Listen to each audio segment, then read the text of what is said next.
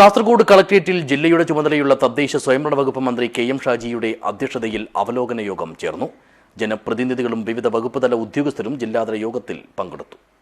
This news sponsored by ഗുണമേന്മയോട് കൂടിയ ഉൽപ്പന്നങ്ങൾ മിതമായ നിരക്കിൽ Sreekrishna hardwares MG road Kasaragod. Kasaragod government medical college ഒരു വർഷത്തിനകം പൂർണ്ണതോതിൽ പ്രവർത്തനം തുടങ്ങുന്നതിനാവശ്യമായ നടപടികൾക്ക് എല്ലാവരും മുന്നിട്ടിറങ്ങണമെന്നും ഇതിനാവശ്യമായ എല്ലാ സഹായവും നൽകുമെന്നും ജില്ലയുടെ ചുമതലയുള്ള തദ്ദേശ സ്വയംഭരണ വകുപ്പ് മന്ത്രി കെ.എം. ഷാജി പറഞ്ഞു.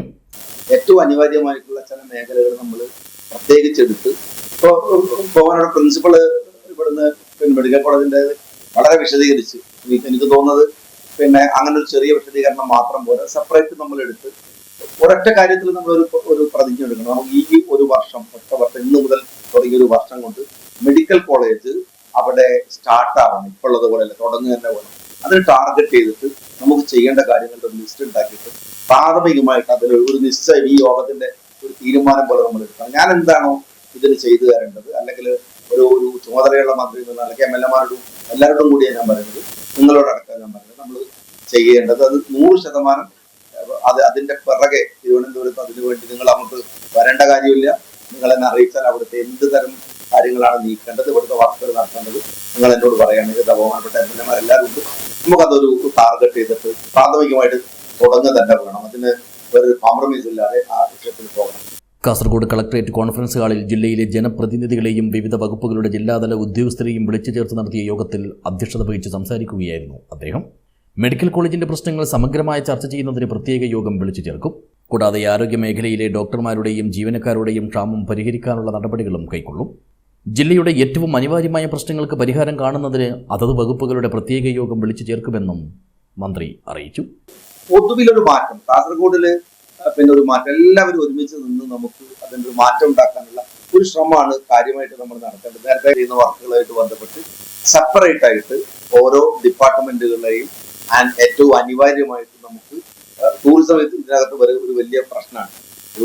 ടൂറിസ്റ്റ് മേഖലയിൽ വലിയ സാധ്യതകളുള്ള നമ്മളുടെ നിരവധി മനോഹരമായ ബീച്ചുകളുള്ള നമ്മളുടെ ഒരു ഏരിയയാണ് ഇവിടെ മെഡിക്കൽ രംഗത്താവട്ടെ, വിദ്യാഭ്യാസ രംഗത്ത് നമുക്ക് ചുമ്മാ കർണാടകയെ കുറ്റം പറഞ്ഞിട്ട് കാര്യമൊന്നുമില്ല.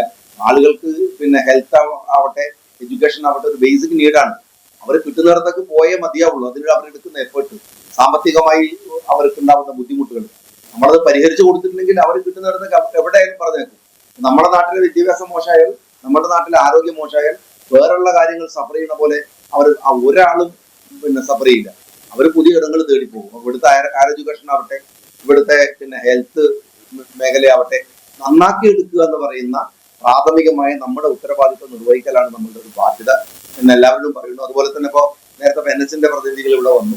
അപ്പോൾ ഒരു ഡെവലപ്മെന്റുമായിട്ട് ബന്ധപ്പെട്ട് ഉണ്ടാകാവുന്ന ഒരു നാട്ടിലെ ബുദ്ധിമുട്ടുകളൊക്കെ ആളുകൾ പരമാവധി സഫർ ചെയ്യും.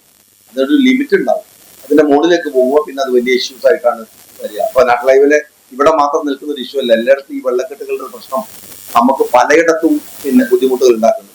ഹൈവേകളിൽ തന്നെ വെള്ളം കെട്ടി നിന്ന് വണ്ടി പോകാത്ത സ്ഥിതികൾ പോലും ഉണ്ടാവുന്നുണ്ട്. അപ്പൊ നമ്മൾ അത്തരം ആവശ്യങ്ങളിലോട് ഞാൻ പറയുന്നത് അതിന്റെ ആളുകൾ കുറച്ചുകൂടെ സീരിയസ് ആയിട്ട് ഇടപെടണം. നേരത്തെ പറഞ്ഞ പോലെ ഞാൻ പറയുന്നത് നമുക്ക് സെപ്പറേറ്റ് ആയിട്ട് ചില ഡിപ്പാർട്ട്മെന്റുകൾ, അതിലാണ് ഞാൻ ട്രൈബ്സുമായിട്ട് ബന്ധപ്പെട്ട കാര്യം ഞാൻ പ്രത്യേകിച്ച് പറയുന്നത്. MLA-മാരായ A.K.M. Ashraf, collector Mahin Haji, K. Neelakandan, advocate Govindan Pallikkappil, ജില്ലാ പഞ്ചായത്ത് പ്രസിഡന്റ് സാബു അബ്രഹാം, ജില്ലാ കലക്ടർ അർജുൻ പാണ്ഡ്യൻ, ജില്ലാ പോലീസ് മേധാവി Vijay Bharath Reddy, Kasaragod government medical college superintendent doctor Arunkumar തുടങ്ങിയവർ യോഗത്തിൽ പങ്കെടുത്തു. News bureau, Kasaragod.